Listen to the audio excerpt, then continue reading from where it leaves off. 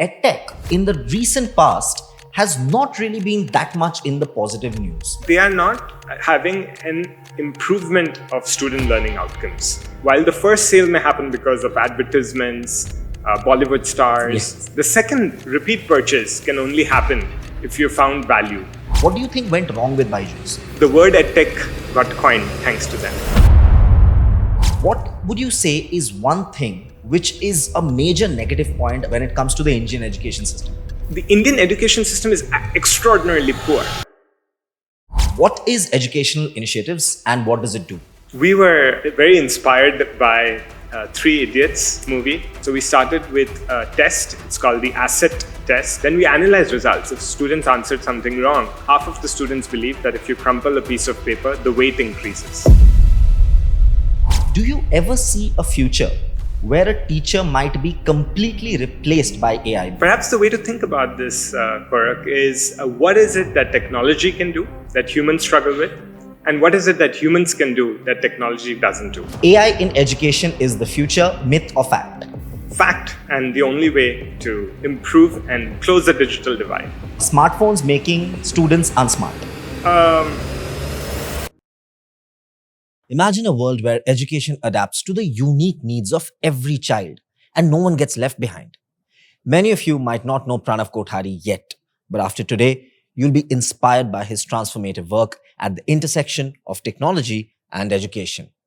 As the CEO of educational initiatives, he's using tools like MindSpark to transform learning for millions, reshaping classrooms across India and beyond. So, let's dive into his incredible journey and vision for the future of education.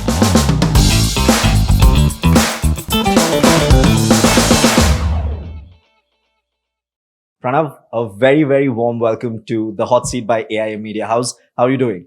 I'm doing great and I'm getting warmed up on this hot seat. That's great to hear. Absolutely pleasure to have you here.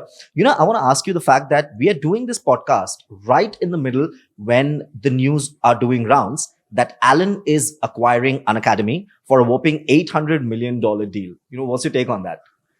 There have been numerous transactions in the edtech sector over the last 4 or 5 years. I think a lot of these valuations are built through different models. There is consolidation happening. I think the survivors are those that have managed to run an impactful business, which means an improvement in learning and also a profitable and sustainable way towards doing this. So that's what we're seeing. We're seeing companies that are fit in terms of delivering value to students, as well as companies that have managed a reasonable business model are the ones that are surviving. So I'm excited at what this unfolds and how the remaining few make a genuine impact in improving learning outcomes for students, because that's what edtech should be doing. When BYJU'S started, say 2016, 17, 18, I shot in a couple of their offices as well. It was literally considered game-changing. And then we look now and the company shut and complete downfall. What's your take on that? What do you think went wrong with BYJU'S? The education problem in India is so big. I told you it's second last in the world as measured on PISA. We have 300 million students. We need 9 million teachers and we don't have them. We need all types of solutions. It's like solving Bangalore's traffic problem. Oh boy. I think BYJU'S sort of at least the word edtech got coined thanks to them. A lot of entrepreneurship and innovation happened in the edtech sector thanks to the money and the riches and the valuations that they sort of brought about. I think if one would to look back is to sort of ensure that there are no unethical, unfair sales practices where we are pushing products on people that sort of put them in a debt trap, and to deliver value against everything that you do. Like our products sell for a fraction of what BYJU'S sells, and we make about a 300% improvement in learning. And I think that's the return on investment to parents is very important, because the second purchase is the way the economics of LTV to CAC, or lifetime value to customer acquisition cost, compute.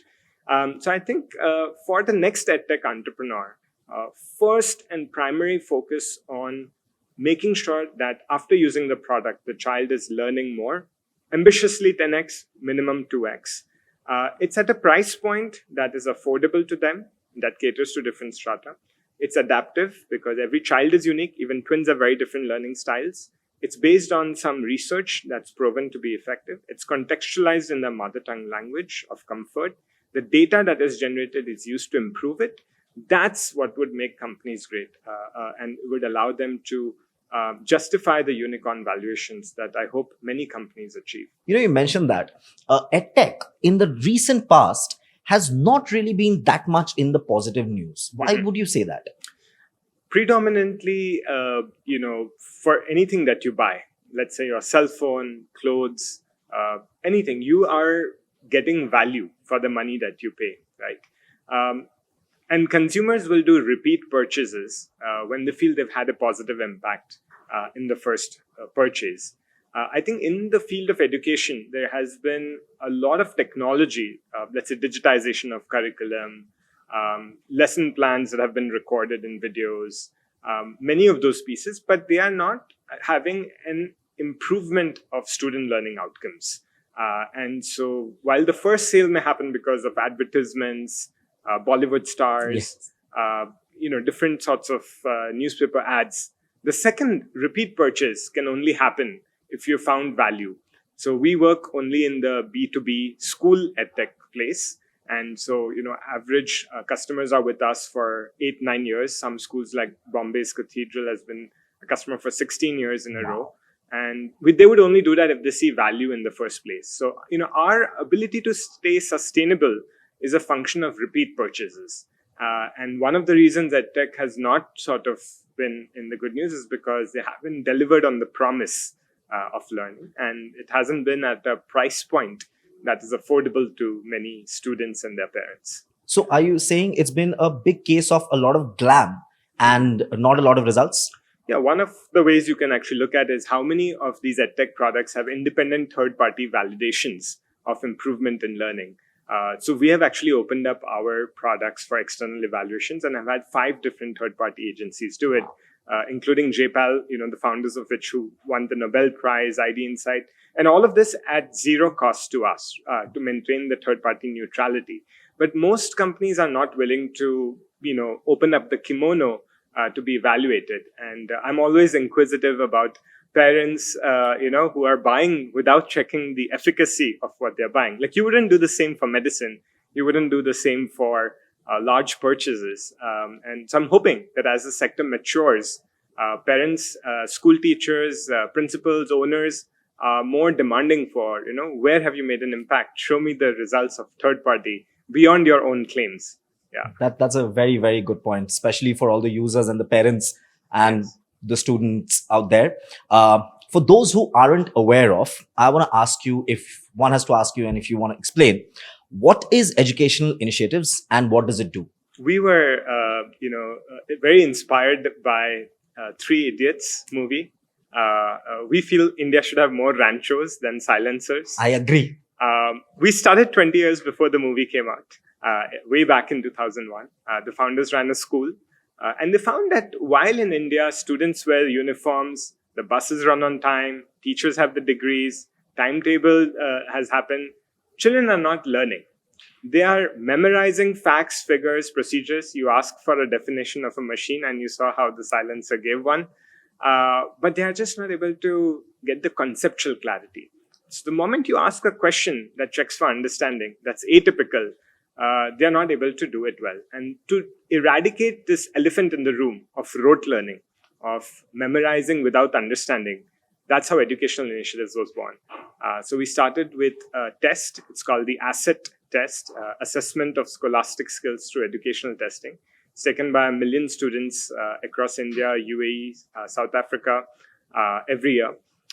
We ask questions that are designed to stimulate children, check their conceptual clarity. Then we analyze results. If students answered something wrong, why would they do that? Like, for example, half of the students believe that if you crumple a piece of paper, the weight increases, right? And so we've understood from students, something it's because air particles get trapped, something because it falls faster to the ground, but the weight of the paper has not changed. Yeah. So those are interesting tidbits of misconceptions that we discover. And on the basis of that, we've built a personalized adaptive learning software called MindSpark, which adapts to every child's learning. When you go to a doctor, they call you one by one into the room. They look at your diagnostic report and they give you a prescription which is just for you, not even for your twin brother, right? But you walk into a classroom, there are 30, 40 students, and they're getting the exact same instruction. And so what we do is, through this software, is empower the teacher to have a digital tutor for every child, who's a digital assistant for the teacher, and a digital dashboard for the administrator, owner. So we're really helping teachers achieve their intent of every child learning with understanding. What would you say is one thing which is a major negative point, a major backward when it comes to the Indian education system? I would say the fact that our board exams are asking questions which are dates, names, they are facts and figures, sometimes proofs from the textbook, like triangle ABC is congruent to triangle PQR. Now, if your high stakes exams in the 10th and 12th ask questions like these, the students will prepare accordingly, right? So India spends $100 billion on education. This is the government. Then private sector, which means parents and families, spend another $100 billion.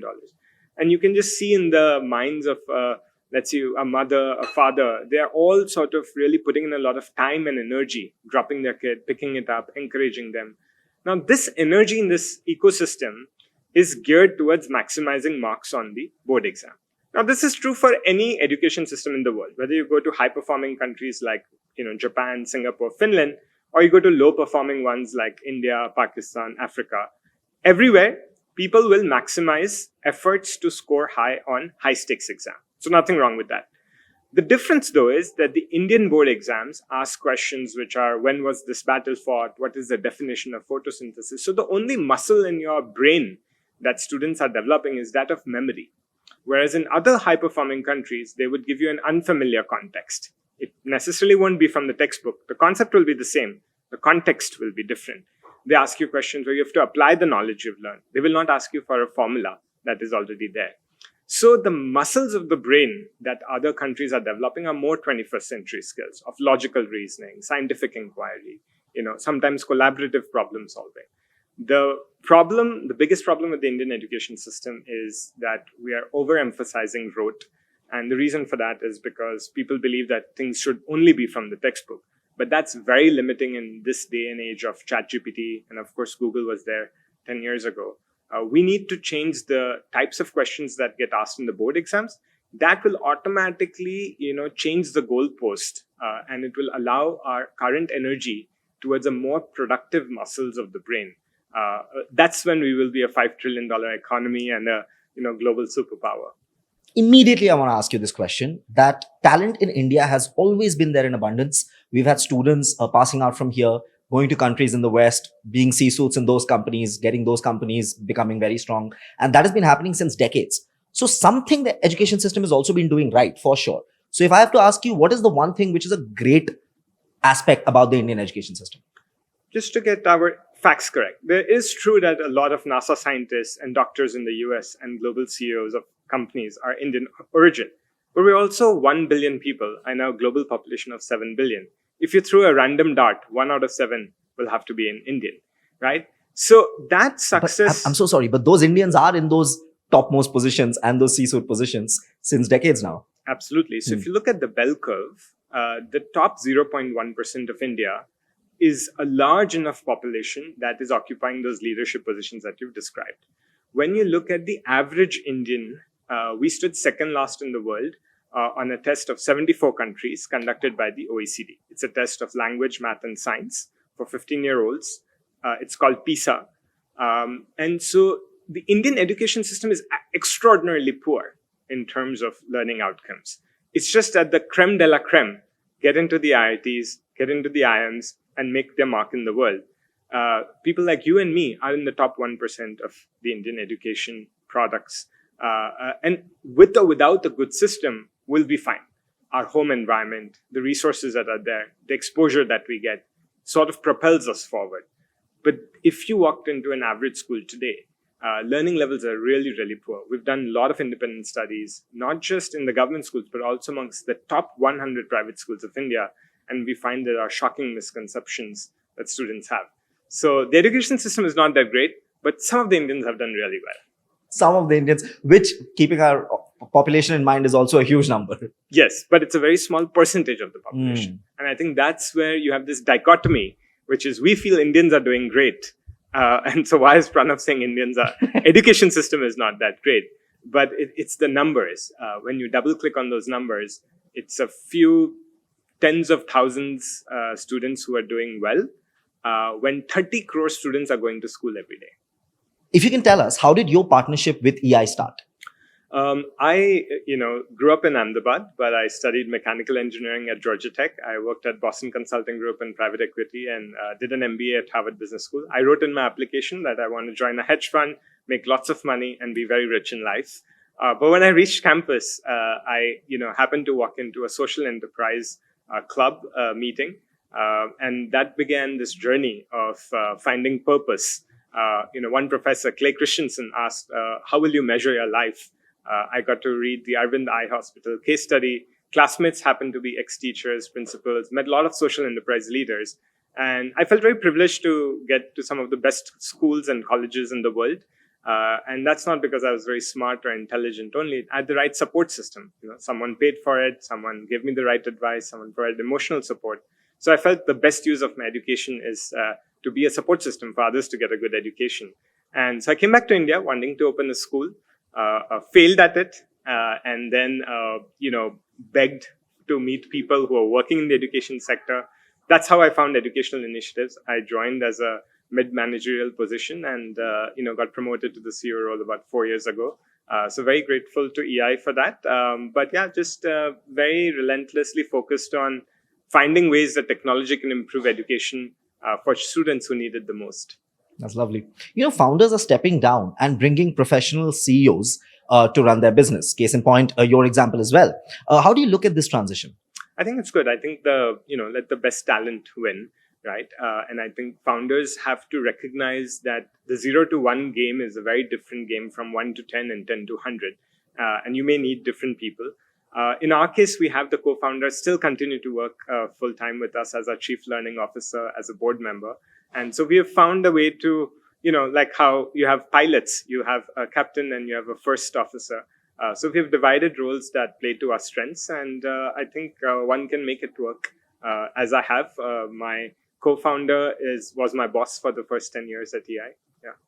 If in short, you can tell us your MBA experience at Harvard, what was that like?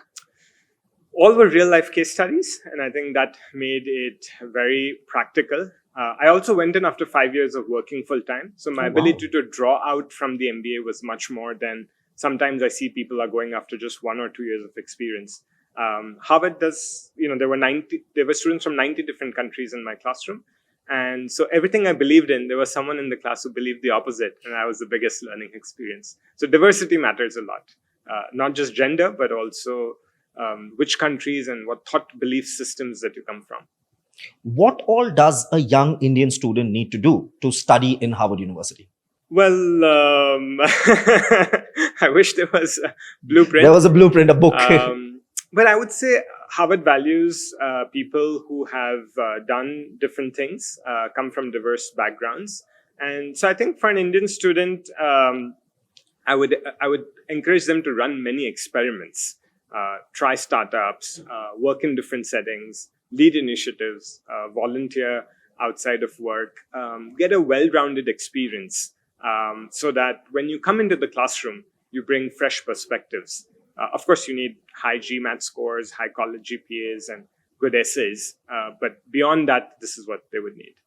If one has to ask you to explain, say to a class 6 student or a class 7 student, what is MindSpark, then what will be your answer? Imagine that, on Sunday at 2 p.m., you wanted to study, but there wasn't a teacher available. MindSpark is there for you to help you learn, to give you feedback that's customized to the mistake you've made. It's instant. It meets you at your level. MindSpark also gives a very private space to learn, right? In a classroom, you may be ridiculed, you may be made fun of, or you might be put in a spot, but you can do that with MindSpark. In the safe confines of your home. It's infinitely patient. You can ask the same question multiple times. You can revise, repeat, and nobody's going to get angry.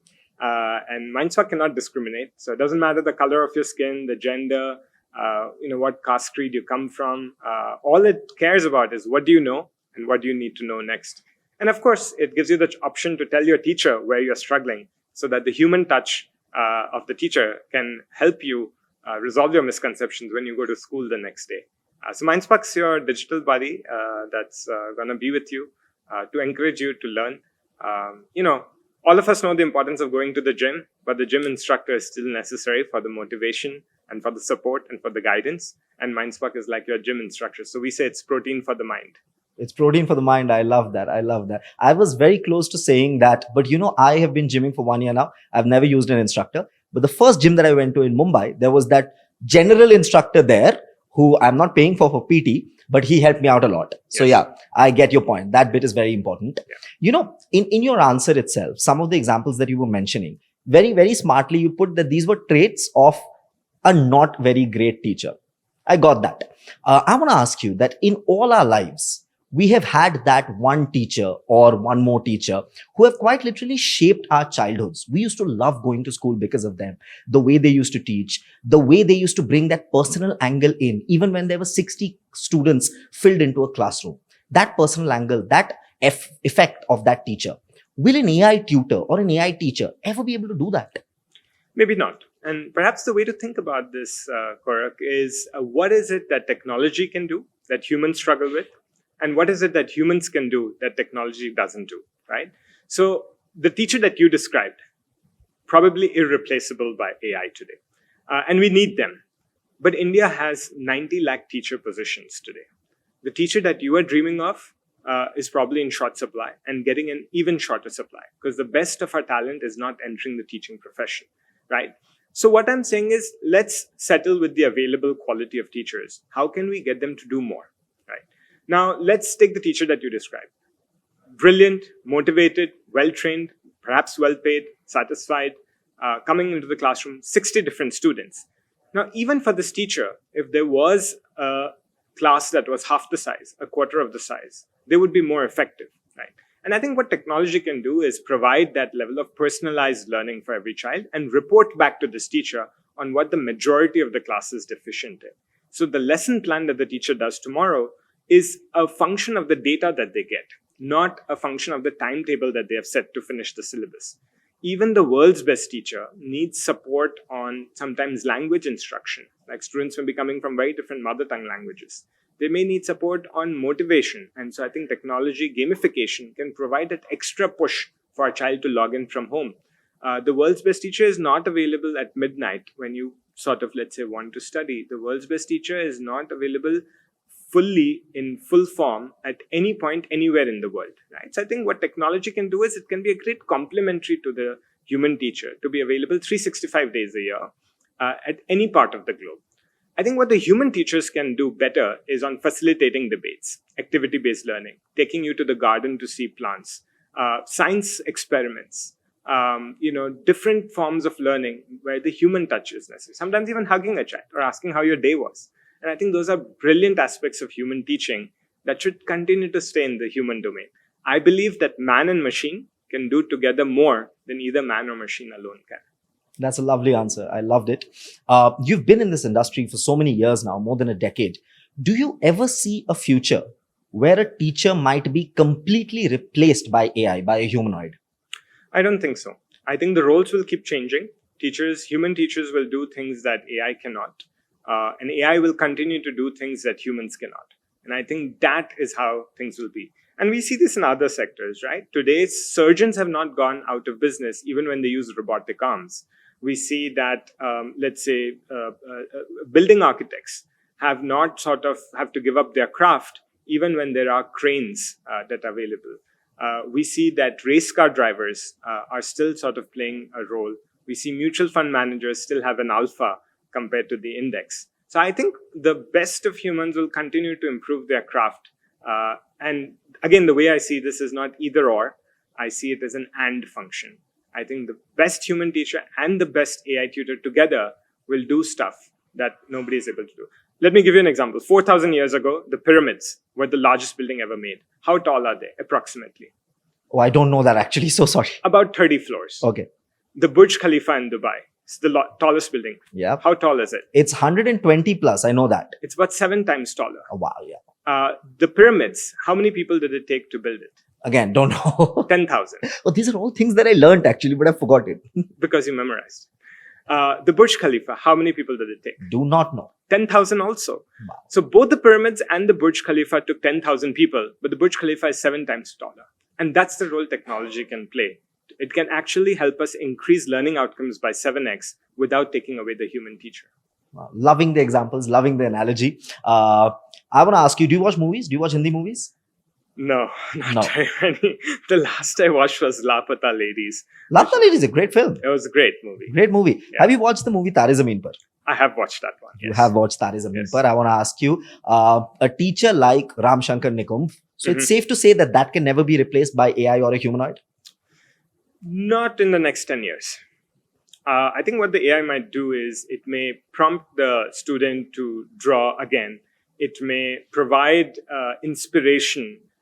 It may the digital iPad might be available for the child to do it. As you saw in the movie, the child was initially afraid of doing it publicly in the competition. The AI might just allow the child to do it from their room. But I think we will always have Mr. Nikum type people. They will do things that they did in Tare Zameen Par and maybe more that we can't imagine. And I think the AI will be at the command of Mr. Nikum to ensure that children are unleashing their full creativity. The last on-road shoot that I had was in this place called Nada Bet Border in Gujarat. And I went to one of the government schools to shoot. And I was so impressed to see Digital India stamped all over the walls, and not just stamped. There were the computers in all of the classrooms. There were the technological screen in all of the classrooms. A couple of the teachers were using the screen to teach the students. I want to ask you, but there are a lot of other village schools as well where this technology has not reached, where no technology has reached. Some of those schools where the students have also not reached. Do you think the usage of AI can be able to eradicate the lack of education, the problem of the lack of education in rural India? It's the only way we would get there. Right? It's been 75 plus years since independence. We know that the human teacher alone has not been able to solve the problem the way you've described. Now, what has India done well is actually provide a school within 1 kilometer walking distance of every child. So I think we've solved the access to schooling issue. We've reasonably solved the equity in education issue because both boys and girls and people of all religions and other things are going to school. What we have not solved is the quality of education in the school. And that's because if the quality of education is only dependent on a high quality teacher, the ones that we dream about, we will not get there. We haven't gotten there. We won't get there without technology. Now, what technology is able to do is centralize the quality of instruction and disseminate it at large scale. So the quality of the Google search or ChatGPT, whether you are in Zimbabwe or Mumbai or San Francisco, is identical, right? The speeds may be slower depending on the telecom network, but the quality of the algorithm is universally high quality, right? And so I feel centrally when a group of people who are pedagogy experts, technology experts, teaching experts, just bright, interested in solving a big and important problem, come together and make a high quality software and disseminate it at scale, the quality of education can reach the remotest corners of India. And it's the only way low-income students will achieve high-quality education. Can AI solve the problem of lack of education in rural India? I was in Himachal last week. We're going on this hilly, mountainous, curved roads that all of us have gone. The car stops. They said, okay, let's go. The school has come. I thought, there's no board. There's no sign. I think, where is the school? We trekked down 10 minutes. I still don't see the school. We see it after 20 minutes of trekking down. There we have 12 students who are learning through MindSpark, Hindi and math using 5G. So I think 5G has gone where roads have not gone. I think tablets have gone where sometimes, benches have not gone. And I think high quality learning software will help these students learn where perhaps the highest quality of teacher just may not choose to go there. Amazing, amazing answer. I want to ask you that you all started in 2001, long before the tech boom happened, long before 3G, 4G, even 2G boom or 2G scam for that matter happened. You have literally seen the country change, technology change. That way AI has changed as well. What are some of the major changes that you all incorporated once the Gen AI boom happened? So the way I think about technology is that it has to fundamentally solve a pedagogy problem, right? Otherwise, you're just doing gimmicky gamification, jazzing stuff. So let's talk about real examples. Since 2001 till, let's say, 2022, we know that students wanted feedback on their speaking. It was impossible to give, right? The only way is you have a high quality English teacher who's listening to a child and giving personalized feedback right there and then. So even though the desire to do that was there for 22 years, we solved it when generative AI came out with ChatGPT, which had good speech recognition. It had large language models to analyze that text. We did the prompt engineering to give feedback as an English teacher would. And now this generative AI inside MindSpark English is able to give students feedback on their speech. So the pedagogy problem was, how do we improve speech for children? Similarly, we see reading is a major issue today. Like, forget about a book. Children are not able to read a page without getting distracted by their phones. But you have still met the kid who's read 7 volumes of Harry Potter back to back. So when we analyzed all the students who are reading intently, we found the common denominator is relatability to the text. So using generative AI again in our software, we are allowing children to make their own stories and asking them reading comprehension questions on those stories. So that's where they're reading deeper. And in a way, every child has their own textbook of stories. We find that writing poetry is done by less than 1% of the population because they feel it's too high a bar to cross. So through generative AI, we've built the scaffolding in place where you decide to create a limerick, a haiku, a poem. We provide some structures. As you do better, we remove those structures. So your first poem can be made relatively easy, and then you slowly become a poet over a period of time. So all of these generative AI technologies have solved a pedagogy problem that we were not able to solve. And that's why I'm super excited about generative AI. And we've incorporated into our products. And I think the roadmap on this is very exciting. We can do a lot more with generative AI than we could before it. Exciting times ahead. We have spoken a fair bit about MindSpark. I want to ask you about some of the other key offerings of AI as well. Tell us a little in short about those, and also give us maybe some case studies of how students, teachers, and education institutions can best use them. One of the things we find very helpful for teachers to improve their craft is concept-specific teacher training based on their own students' data. So if you look at the classic form of teacher training, is a one-size-fits-all. It's usually done at one point in the year. And the teacher is a passive recipient of some sage on the stage. And we feel that is not effective. What effective teacher training looks like is when you're able to tell me, for my students, what are the mistakes they make. For example, students tell me that 3.21 is a bigger number than 3.5 because they think 21 is bigger than 5. And if I can tell you 73% of your students think that way, whereas the national average is only 37%. And if I can tell you that Pranav, Karthik, and Simran make this mistake repeatedly, can you help them understand how decimals can be compared? Now, this form of teacher training is very effective. So for this, we have a product that's called EI Cares, stands for Comprehensive Assessment Reporting for Education and Students. Teachers are able to take their textbook. They're able to say chapter 6 and 7, electricity and magnetism. I will finish this 7 days from now. We make the test, we conduct the test, we give results before the teacher reaches home that day. And we actually give them insights on what questions, what learning objectives, what skills are students struggling with, and what are critical for you to remediate tomorrow before you go to chapter number 8. And I think that's a very, very important formative assessment product. Teachers like it because the time that teachers spend in making a test, invigilating a test, and grading a test is now replaced by remediating to where the test shows up. So it improves the productivity of teachers, it improves learning for schools, and it's overall letting experts do what they best in terms of EI makes the test and analyzes it so that teachers can remediate it and do the teaching learning. The other thing I found is every school thinks they are the best in the world. They claim that for sure. And it's natural. Like every doctor thinks that way. You and I probably think we are very good at our craft. And the only way you can solve this answer is benchmarks, True. Right? So we make a test called EI Asset, which is an assessment of scholastic skills through educational testing. It's for English, math, science, social studies, Hindi. It's offered for grades 1 to 10. So we are India's only national benchmarking test. Wow. So we are able to tell a student, a 13-year-old student in 7th grade, how is he or she vis-a-vis the class the school, if it has multiple sections, the city, the state, and the country. Similarly, we're able to tell the school how they are vis-a-vis the competition. Now, the reason for this is not to do a name and shame. We never reveal the names of the schools. We basically tell the percentiles at which you are. And what that does is it gives you an impetus to sort of get better, right? As Andreas Schleicher, who started PISA, said, that the purpose of benchmarking is to give you a sense of the possibilities that exist.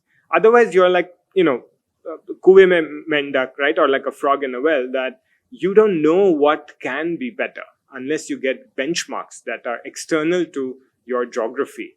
And I think that's the role that this summative assessment plays. So we have these 3 products of MindSpark, which is a adaptive learning software for every child, CARES, which is a formative assessment for every teacher that guides the teacher training, and we have ASSET, which is a summative assessment that tells school owners on where they are and how they can get better. And a quick question, I will ask you a very basic question. Schools can come on board on a large scale. Yes. Parents can come on board just to assess their one particular child or 2 children as well. And say even tutor houses can come on board for 20 students. Means there are multiple levels on which people can come on board and take collaboration with this. That's right. We want everyone to feel like they have tools that allows them to do things better. For tutors, this allows you to have students do thousands of questions and get the practice and get the grading done. For teachers, it gives you visibility on what you can do differently tomorrow. And for parents, they get the richest report on their child that no PTM can give. Again, in all of this, the idea is to enable people to achieve their intent. You mentioned the decibel point, which actually reminded me of something. It was a vox pop. It was either, I think, shot in Bangalore, Delhi, or Bombay, one of those places, outside a coffee shop. And there was this one question asked to multiple youngsters. What is 100 minus 98.2? That was the question. And I kid you not, nobody could give the right answer. There were answers coming as 2, there was answers coming as 20, and these were not little kids. These were all well into their teenagers, everybody with an iPhone in their hand. Nobody could give the right answer. Of course, that is the argument that some of the right answers might have been edited out and they must have kept the wrong answers only because that's funnier. But I lost my mind as to how many people and how outlandish those answers were. I want to ask you this one question. Is this device actually making students smarter, or is it the opposite of that? See, this device is going to be in the hands of the student. Nothing that you and I discuss on this podcast will take it away from them. And our intention has to be on how do we get the student to use it for the right reasons. It's perfectly fine for them to use this as a calculator. Yes, of course, they should understand how to do that subtraction problem that you referred to. But in the real world, they will use this or Excel to do it faster, right? Now, the question is, how will you use the calculator? How will you use ChatGPT? Or what command would you put in Excel to do it? How to use the tool to achieve your goal is sort of important, and understanding the mechanics of what subtraction is important. But this tool will be there, and our best way is to make the child more productive that they would be if they didn't have the tool. So I think the efforts have to be on educating students on how to use tools. See, think about this way.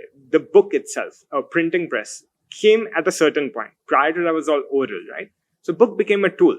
And today we don't debate about should children have a book or not, whether it'll make them smarter or dumb. Any other thing, audio, Walkman, calculators, now Google search, now ChatGPT. These innovations will keep happening.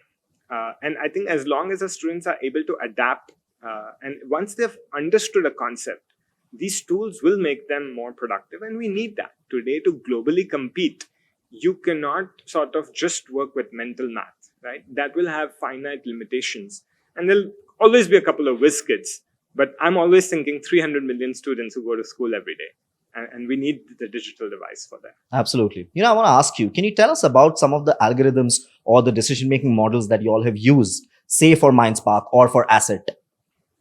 Yeah, I think to sort of, again, the mathematical models or the AI solutions or the machine learning or the pedagogy has to be to solve a misconception that we have found in students. So for example, students, when you're asked 1/3 plus 2/5, many students will simply add the numerator and add the denominator, right? So now when we analyze this data, we found that some of this could be understanding fractions.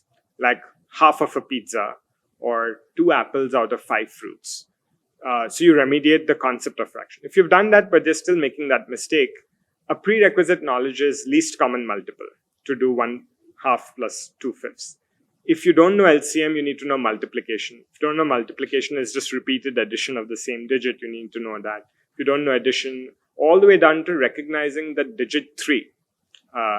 Once you know that, you sort of ramp up back. So that's kind of like the algorithm that we've built, which is what is the prerequisite knowledge that a child needs to master. So I think that's one science of learning. The second is, we talked about misconceptions. For example, students think that in a horseshoe magnet, both poles have south, but that's not true, right? Because they think that they're both pointing downwards. So once you discover that, you would sort of help remediate this. So everything that we do is basis the data that we've gotten from our assessment. So we carefully design a question, we administer it at large scale, we find patterns, then we go and talk to the students why they answered that way. We read every single research paper in the Journal of Maths Education, Science Education. These are usually published in the West. We come up with a hypothesis on how to solve it. We experiment on the ground. We make version 2, version 3. Today we're in the 16th version of MindSpark. So I think it's this trinity between large-scale data, pedagogical research, and doing so. To give you a sense, every single day, 3 million questions get answered in MindSpark. Wow. We capture how much time the child took, what answer choice they gave, sometimes why they picked that, what was the subsequent answer, what was the previous question, and then look at how we can make this better. So I think that's the data-driven loop to make this better. You said that MindSpark also is an AI tutor for the students. Yes. I want to ask you, how have you guys ensured that that AI tutor does not hallucinate while teaching kids? Great question. And it's very important to put guardrails because you don't want to give open access to AI. Now, if you trace the evolution of ChatGPT, it's a large language model. So it was very safe to do this for language. When I talked about our story builder feature, our speech filter, our ability to write poems, that's how we ensured. A lot of this can be achieved through prompt engineering. The latest versions of GPT-4o, are able to do it reasonably good with science and mathematical concepts also. So we have always had a safety-first approach that we don't want to accidentally also expose a child to something that may be wrong because of an hallucination. And we don't want the child to ask questions like, how do I commit suicide, right? So you sort of put the guardrails in place through the prompt engineering that you do, remove expletives, for example, and then sort of provide a very safe haven where in that sandbox, the child can do anything without causing harm to themselves or their peers. Have you guys come across case studies of, like threatening questions that have come in or threatening comments that have come in? All the time. And in what best way does MindSpark answer that? Silence. By gently nudging the child to sort of a more constructive place, by essentially telling the child that maybe this is what you want to know, maybe this is what you want, or even sort of saying things like, these things are not appreciated. Let's sort of focus on what we came here for learning science, for learning maths, to master the language. So I think you just do it politely, like an adult would. Are instances like these reported in form to the parents? Not at the moment,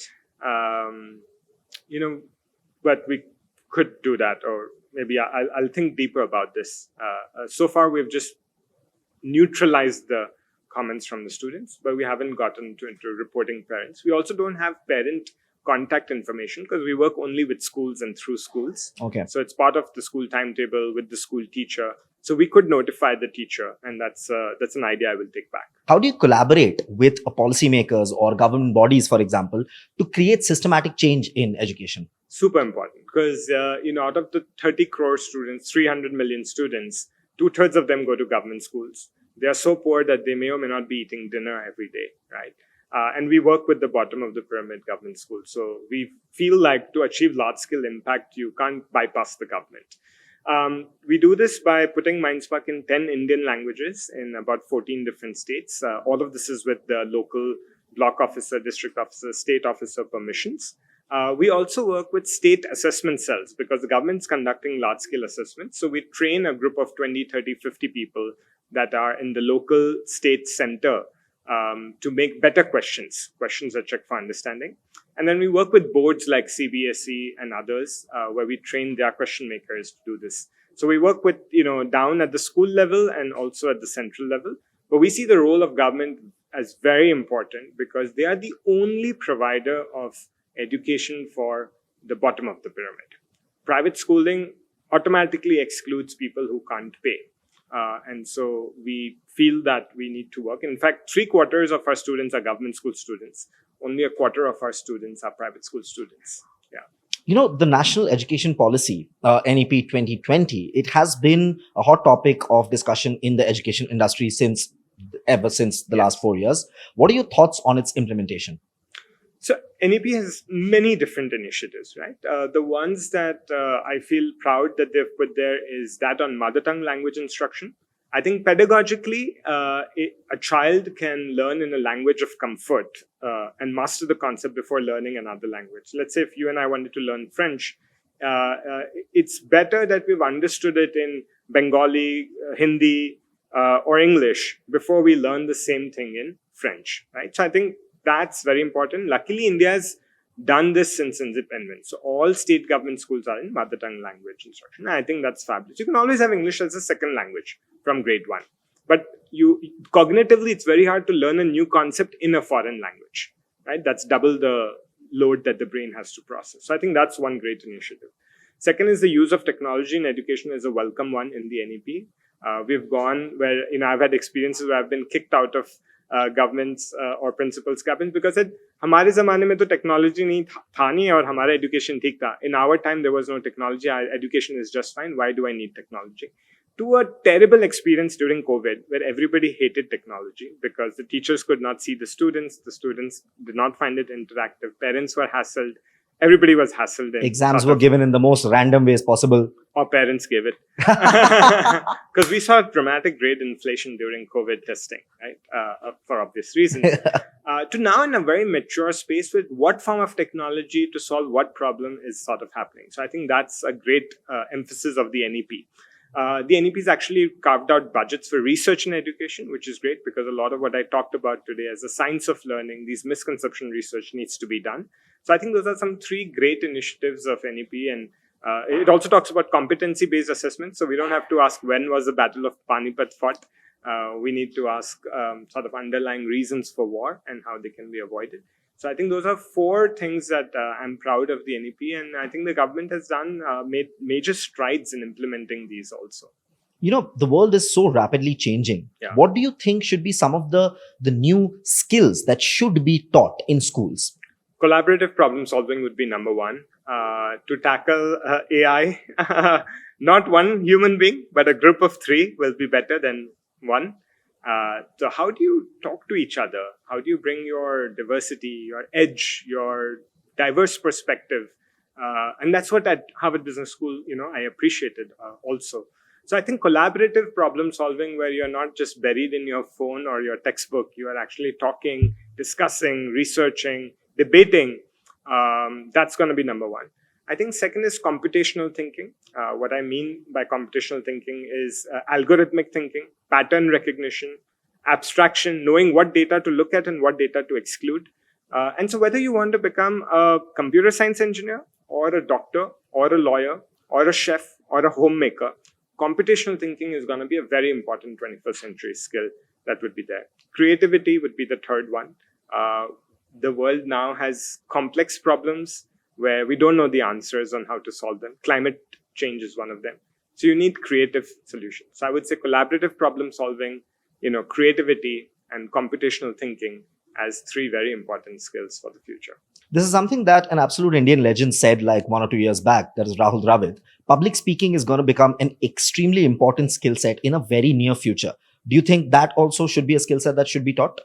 Underneath public speaking would be structured thinking, right? Because you will only be able to speak fluently, coherently, logically if your thought process is there. So I would say that is a prerequisite knowledge that's very important. Even if you're able to pen down your thoughts and you're not able to speak it publicly, you are able to publish your thoughts. I think that's 80-20, right? So, of course, eventually, if you're able to speak very well, then I think you've done it well. But I would say structured thinking, logically coherent, argumentative analysis, those skills first, and then public speaking as a wrapper on top.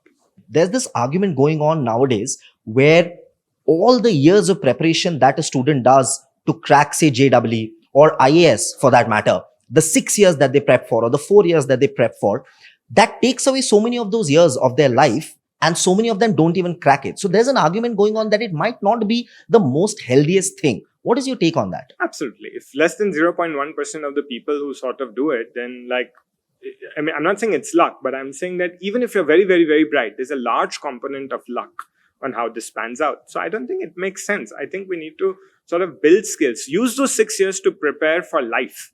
And life does not have a textbook, does not have a syllabus, does not have a test. So as long as you're preparing for these tests with universal skills that can be then used for employment tests, for masters, for real life problems, then that's time well spent. But I think today it's a bit of a disease that we're spending 6 years to crack one exam. The chances are so slim. You're betting your whole life's family, you're betting your whole family's life savings into this one jackpot that you're trying to do. And I don't think that's very healthy. In fact, Karthik Muralidharan in his book of, Accelerating India's Development talks about how there can be different ways to do this. And I would encourage the audience to listen to that or read that. Yeah. All right, Pranav, we cannot let you go before playing a quick rapid fire game with you. We'll keep the questions short, the answers even shorter and crisper. Okay. All right. AI in education is the future, myth or fact? Fact, and the only way to improve and close the digital divide. If in short, you can tell us how. How is it the future? Because the human capacity and capability in teaching is at best flat or going negative. AI will be the best complement to the human teacher. What AI will do is personalize it for the child in their language, at their speed, provide the emotional support, perhaps be available anytime, anywhere, provide continuity for learning. So if you have COVID breaks, pollution breaks, Diwali breaks, Christmas breaks, summer breaks, winter breaks, schools are today running for less than 180 days a year, but a child is growing up 365 days, and AI sort of can be there, can be non-judgmental, non-discriminatory, infinitely patient. And so I think without AI, I don't see how we will solve this education problem. It's impossible. We've tried for 75 years and failed. All right. Yes, no, or needs to be worked on. Smartphones making students unsmart. I don't want to give needs to be worked on because that's diplomatic. So I would say no. No. Okay. The one subject you struggled in as a student. I failed in Gujarati. You're kidding me? Yes. In which class? All of them. 6, 7, 8. Sanskrit was another one that I barely got passing marks. Thanks to grace marks, thanks to lenient teachers. Only way See, I those survived. Teachers that I was talking about, so important. I love them. Yeah. All right. My next question itself is favorite teacher and why. I think we know the why. You can just tell the name maybe. Korak Kothari, 11th, 12th standard physics teacher. IIT Bombay gold medalist, decided to give up all of that career to be a teacher because he spent 20 minutes in a classroom, time flew by. I cannot imagine in the 70s someone choosing this career path. Tremendously impactful for me to choose a career path in this. Lovely. If MindSpark had existed when you were in school, what topic would you have wanted it to explain to you? Biology frog diagrams, which I miserably struggled with, and chemistry equations, which I just learned.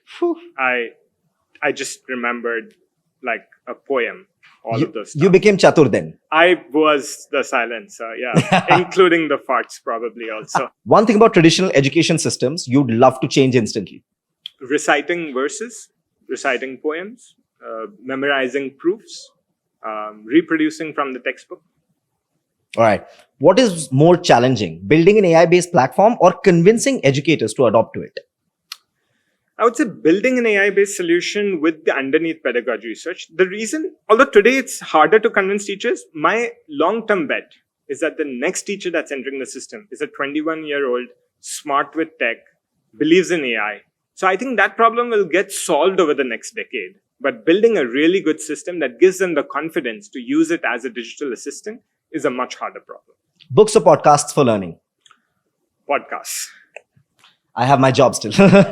If you could teach any class for a day, which subject would it be? I enjoy business maths, grade 11, 12. All right. It'd be fun. If MindSpark could teach life skills, what should be the first module? Computational thinking, maybe creativity. I haven't yet figured out how to do collaborative problem solving. I haven't yet really figured out the mechanics of getting 3 students to solve one problem. So that would be the third. One educational trend you think is overrated? Smart boards. If you could collaborate with any one historical figure in education, who would it be? Interesting. We'd have to pick one of these, original scientists like Einstein, Archimedes, Leonardo da Vinci. Leonardo da Vinci, actually, now that I've read his biography, he was the greatest, I feel. Just never finished stuff, and I think I can be a good compliment to that. I'm a completer finisher. I think procrastination was started from there. Yes, yeah. But what a guy. I would love to work with Leonardo da Vinci. What's the next big innovation in EdTech we are not yet prepared for? I think a good use case would be for someone who decides to do homeschooling. That would be because no one parent can sort of take this enormous responsibility alone. And tutors will get expensive. So I think if AI tutors complement a parent for homeschooling, I think that's a good use case that hasn't been cracked yet. If MindSpark became a humanoid teacher, what would its personality be like?